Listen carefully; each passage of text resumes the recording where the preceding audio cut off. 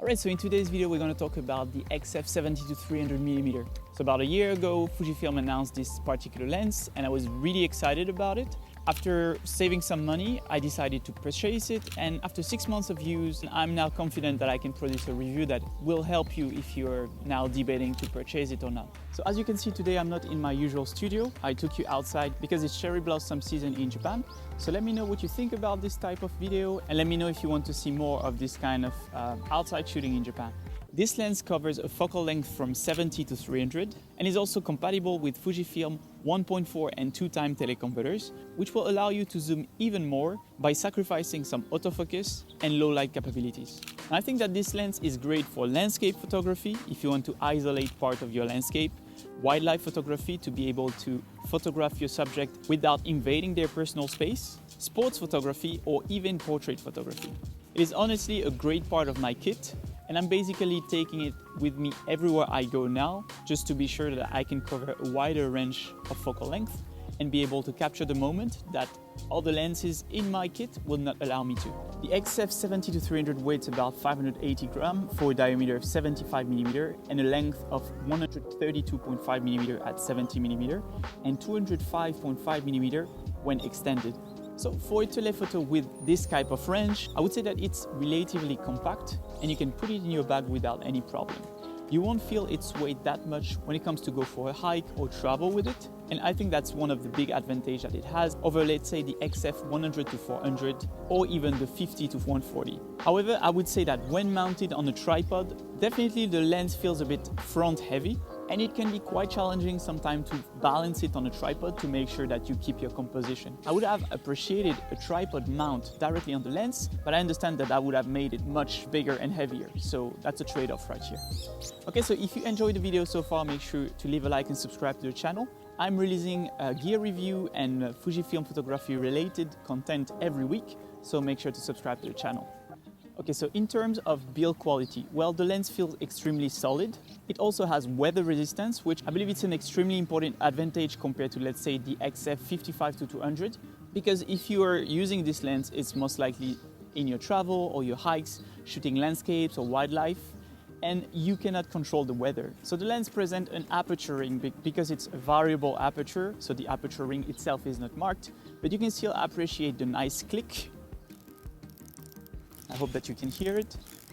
That is characteristics of the Fujifilm lenses. The aperture ring feels smooth with some resistance but not too much, and it can be disabled using a small switch that you can see right here to either put it in automatic mode or in manual mode. The lens also presents a zoom ring that is honestly a bit stiff to turn from time to time, but to be honest, I've never had the lens move by itself, even without using the lock switch that you can see here. Change position, whether it was in my bag or on the tripod. So I guess that's a trade-off right here. Also, the 70-300mm can focus from 83 centimeters to infinity. And to give you an idea, this is how close you can get with this lens. So in terms of autofocus, I think that the XF70-300mm is doing a great job with its linear motor to acquire and keep focus on the subject. But that is when staying in the same focal length. And that's one of the defaults that I can see with this lens, is that if you change focal length, you have a huge focus breathing, and it's sometimes hard to acquire focus again.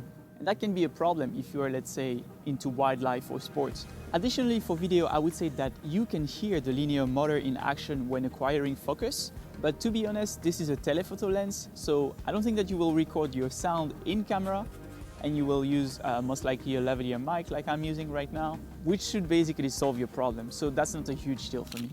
All right, so in terms of image quality, I would say that the sweet spot in terms of focal length for this range is the 100 to 250mm range. This is basically the spot where you will produce the sharpest images possible.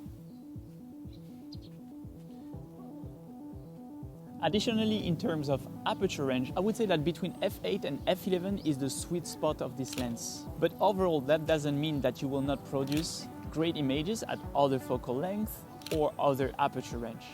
This lens is freaking sharp, and I'm so happy with the different images that I could produce with it. I never felt like the image quality of this lens was limiting in any way. So the XF70-300mm has 5.5 stops of optical image stabilization. And it is greatly appreciated for both photography and videography because you can achieve great results even handheld at extremely long focal length, like even 300 millimeters. And paired with the IBIS of the X-T4 or the X-H1, you can achieve great results without needing additional stabilization from, let's say, a tripod or a gimbal.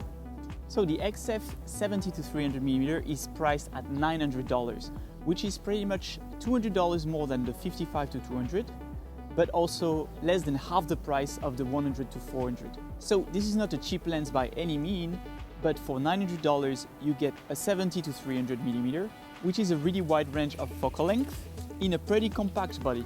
However, if you're more on the budget side, I can understand that you would go for the 55-200mm, but you're basically losing extra range and the WR aspects. So for me, the 70-300mm is definitely a better value. Alright, so as a conclusion, I would say that after 6 months of use, I do not regret buying the 70-300mm from Fuji. It has helped me produce great images, and images that I would not have been able to produce with any other lens in my kit. For $900, you pretty much get a portable, well-built, light telephoto lens that you will be able to bring with you without worrying about breaking your back. And while it is not a lens that you will most likely use every day, I think it's a great piece of gear to have in your kit because it will definitely help you to capture some great images that you will not be able to otherwise. Thank you for watching. I hope that you enjoyed today's video, and if you did, make sure to leave a like and subscribe to the channel. Let me know in the comment what you think about the video outside and about this particular lens, and I'll see you in the next video. Cheers!